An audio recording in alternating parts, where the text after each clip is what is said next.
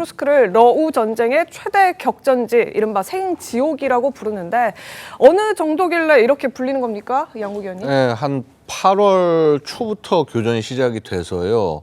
이제 일단 전투 집계를 보고 있으면 한 2개월 정도 동안의 사상 기록이 한 6,662명입니다. 그러니까 하루에 한 110명꼴로 평균 죽어나간 셈인데, 이게 이제 생각을 해보면 저게 병력이 무슨 뭐 몇 개 사단이 투입돼서 싸웠으면은 그럴 수도 있겠다 싶지만은 실제는 한 우크라이나군 한 두세 개 여단 정도와 러시아군은 뭐 전체 합쳐서 사단 병력 정도가 안 되는 그런 수준으로 알고 있습니다. 그래서 상당히 피해가 높은 것이고요. 네. 당연히 북한군이 투입되면은 저 정도의 피해를 입을 것이다.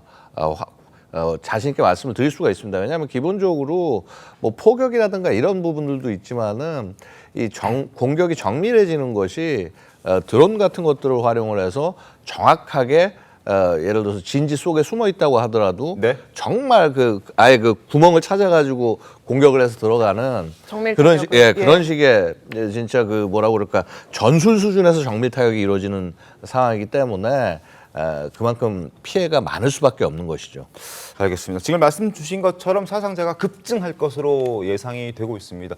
김용현 국방장관도 김정은이 북한군을 총알바지로 팔아넘겼다라고 말하기도 했죠. 그 목소리 다시 한번 확인해 보겠습니다. 북한은 지금 인민군복이 아닌 러시아 군복으로 위장을 하고 있고 아무런 작전 권한도 없이 시키는 대로 움직이고 있습니다. 말이 파병이지 사실은 총알바지 용병에 불과하다. 한마디로 김정은이가 자기 인민군을 불법 침략 전쟁의 총알바지로 팔아넘긴 것이다. 자, 김규명 위원님, 일단 북한군을 지휘하게 될 인물에 대한 관심도 굉장히 높습니다. 네. 러시아에서 입국한 것으로 지금 전해지고 있는데, 김영복 조선인민군 총참모부 부총참모장이라고 하던데 이 사람이 투입됐다는 의미는 어떤 의미가 있습니까? 일단 그 직책부터 설명을 좀 드려야 될 것 같습니다. 조선인민군 부총참모장이라는 위치는 네. 우리 국민들이 듣기에는 좀 생소할 수도 있는데요. 네. 우리가 알아듣기 쉽게 좀 표현을 바꾼다면 합참 차장 정도급의 인물입니다. 네. 즉 북한 군내 서열로 따지면 약 2위에서 3위 정도에 해당되는 인물이에요. 굉장히 높은 서열. 네, 그렇습니다. 상당히 높은 서열의 인물이고요. 이 인물의 과거 이력을 좀 봤을 때 네. 특징적인 것이 있습니다. 뭐냐면 현재 지금 북한군이 러시아에 파병된 그 병력이 대부분 그 폭풍군단, 옛날에는 11군단으로 불렸죠. 그 폭풍군단 소속의 병사들인 것으로 전해졌는데 이 사람이 이리영복이라는 사람이 사실 옛날에 그 폭풍군단의 군단장을 지냈던 사람입니다. 아, 그렇군요. 네, 그렇습니다. 그리고 폭풍군단의 이름이 바뀌었죠. 조선인민군 특수작전군이라는 이름으로 바뀌었을 때 이제 그게 2017년의 일인데요. 네. 중장에서 상장을 단 게 딱 1년밖에 안 걸린 사람입니다. 즉 김정은이 현재 북한군에서 가장 신뢰하고 있는 군사 집단이 특수작전군이고요. 이 특수작전군의 어떤 뭐 처음부터 끝까지를 함께한 사람이기 때문에 김정은의 가장 신임을 받는 장군 중에 한 명이다라고 볼 수 있고요. 그래서 그런지 지금 저희도 자료 화면을 보여드리고 있습니다만, 저 자료 화면에 보면 빨간색으로 동그라미 쳐져 있는 저 사람이 이제 김영복인데, 네, 그렇습니다. 항상 지근거리에서 보좌를 하고 있군요. 최근에 김정은이 어떤 그 특수작전군에서 진행하는 여러 가지 군사 훈련을 참관한 적이 꽤 있었고요. 네. 당시 항상 김영복 부총참모장은 김정은을 보좌하면서 이제 수행을 했던 그런 여러 가지 사진들이 남아 있고요. 네. 이 인물이 지금 러시아로 들어갔다는 것은 크게 두 가지 내용을 우리가 좀 파악을 할 수 있습니다. 네. 첫 번째 내용은 어쨌든 북한군 입장에서는요, 파병을 했으니 잘 싸워야 합니다. 네. 네, 그렇기 때문에 어떤 동기부여 차원이라든가 혹은 여러 작전 지휘 차원이라든가 지금 북한군은 어떠한 실전 경험도 갖고 있지 않은 상황에서 가장 어떻게 보면은 혈전이 치러질 것으로 예상되는 그런 지역으로 이제 파병이 된단 말이죠. 그러다 보니까 좀 북한군의 어떤 장교라든가 병사들의 어떤 그 동요를 좀 막아줄 필요가 있고요. 두 번째는 북한군이 지금 러시아와 함께 뭐 합동 작전으로 싸워야 하는데 작전권이라든가 이런 것들이 명확하게 구분이 되어 있는 것 같지 않습니다. 네. 그러다 보니까 그런 작전권에 관해서도 러시아군과 좀 합의를 할 필요가 있어서 우리가 지켜봐야 되는 것은 이 인물이 그러면 그 파병 기간 내내 있을 것이냐, 네. 아니면 잠깐 들어갔다 다시 또 북한으로 네. 돌아갈 것이냐에 대해서는 좀 지켜봐야겠지만 어쨌든 북한에서는 최고위급에 해당하는 그 군분의 서열을 보냈다라는 것은 결국은 이제 러시아군과 북한군 사이 어떤 작전권의 어떤 구분이라든가 그런 것들에 대한 최종 합의를 위해서 들어간 것으로도 저는 보입니다. 이 김영복이 러시아군 지휘부와 같이 그 군부대를 통솔하는 역할을 맡게 될 가능성도 있을까요? 저는 그런 가능성도 있다고 봅니다. 왜냐하면 러시아군과 북한군이 현재 합동작전으로서 뭔가를 할 수 있는 거에는 물리적인 제약이 있습니다. 왜냐하면 북한군은 러시아어를 할 줄 모르죠. 그리고 단기간 내에 어떤 북한 평양말 능통자라든가 러시아어 능통자를 찾는 것도 굉장히 어려운 일이기 때문에 네. 어떤 일정 지역에서 작전을 할 때는 북한군이 단독으로 작전을 수행할 가능성이 상당히 높고요.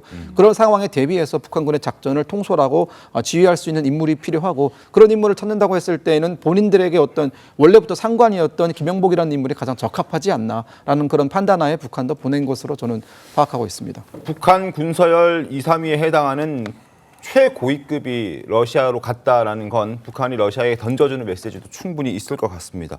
그리고 저희가 TV조선이 취재를 또 해봤더니 지금 말씀해 주셨던 지금 러시아에 가 있는 북한군을 통제하기 위해서는 사실 의사소통이 원활하게 진행돼야 되는데 이 의사소통을 위해서 통역관을 구하는데 러시아가 난항을 겪고 있다는 얘기가 들리고 있습니다. 실제로 투입된 북한군이 워낙 많다 보니까 30명당 1명씩 통역관을 붙여주기로 했는데 이게 쉽지 않은 것 같습니다. 목소리 들어보겠습니다. 해마다 러시아어로 졸업하는 학생들이 15명 이상 됩니다. 10년이게 되면 150명 정도가 되잖아요. 러시아어를 전공하는 사람들의 숫자가 그리 많지는 않았습니다. 사실 의사소통 굉장히 중요할 겁니다. 소통이 안 되면 사실 어떤 전술을 펼칠 때도 당연히 문제가 발생하지 않겠습니까? 더군다나 지금 김용현 국방부 장관 말에 따르면 가서 러시아 측의 지휘에 북한군이 일방적으로 따르는 상황이라고 네네. 하잖아요. 그렇게 되면 이제 러시아군이 자기들의 어떤 전쟁에서 이익을 위해서 북한군을 거의 총알바지로 활용할 가능성 충분히 있는데 그런 부분에 관해서 이제 북한의 폭풍군단이라고 하는 군인들이 네. 어느 정도 대응할 수 있느냐 하는 거에 척도는 사실은 의사소통이 명확하게 돼야 되는데 그럼요. 그런 점이 이제 굉장히 어려울 것으로 보이고요. 네. 단기간에 언어 인력을 양성하기가 쉽지가 않잖아요. 더군다나 지금 북한군이 훈련받은 지도 얼마 되지 않습니다. 네. 10월 초 정도부터 하니까 몇 주간 훈련받고 이제 이쪽 블라디보스토크 근처에서 훈련받고 지금 쿠르스크로 가는 거란 말이죠. 네. 그럼 쿠르스크는 평지예요. 그러니까 이 폭풍군단이 북한 내에서 훈련받을 때 하고는 상황이 많이 다릅니다. 폭풍군단은 이제 게릴라전이나 특수전 같은데 이제 주로 남한 지형에 익숙한 그런 훈련을 받은 사람인데 몇 주간 훈련받고 쿠르스크라는 평지 전투에 투입된다는 거는 여러 가지가 생소하잖아요. 네. 언어도 안 통하죠. 그다음에 현지 사정도 익숙하지 않죠. 그래서 아마 상당한 문제를 야기하지 않을까 하는 전망들이 전문가들 사이에 대단히 많이 나오고 있습니다. 사실은 네. 이제 그 부분에서 이제 말씀드리면 이런 게 있어요.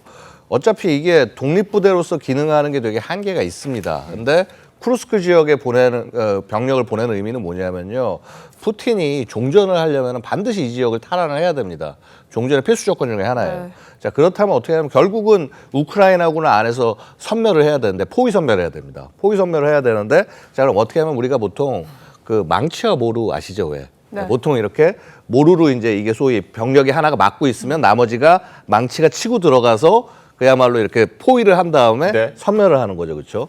자, 그럼 이 작전을 해야 되는데 병력이 부족하단 말이죠. 그래서 북한군을 투입했기 때문에 모루 역할로 북한군을 쓰고 그다음에 망치로 이제 러시아군이 들어갈 가능성이 높다는 거예요. 그러니까 왜냐하면 그만큼 러시아군은 자기들이 통신부터 시작해서 물론 지휘 통제 체계가 문제가 많다고 하지만 화력이라든가 자기 원하는 걸 모두 끌어낼 수가 있는데 북한군은 어쨌거나 지금 언어부터 안 되는데 이게 한계가 있다는 거죠. 그러면 여기는 어쨌거나 그렇게 소모하는 병으로 써야 되는 겁니다. 소모하는 병력으로. 아무래도 모루 쪽이 피해가 좀 있을 수밖에 없어요. 북한은 나름 이게 방어선이 잘 설치돼서 병사들이 많이 안 죽을 거다 생각하지만 지금 우크라이나 전쟁 실상으로 보면 전혀 그렇지가 않거든요. 자, 그래서 아마도 북한군 쪽에 상당한 피해가 발생할 있을 수밖에 수밖에 없다. 일단 이런 관측이 가능하겠습니다.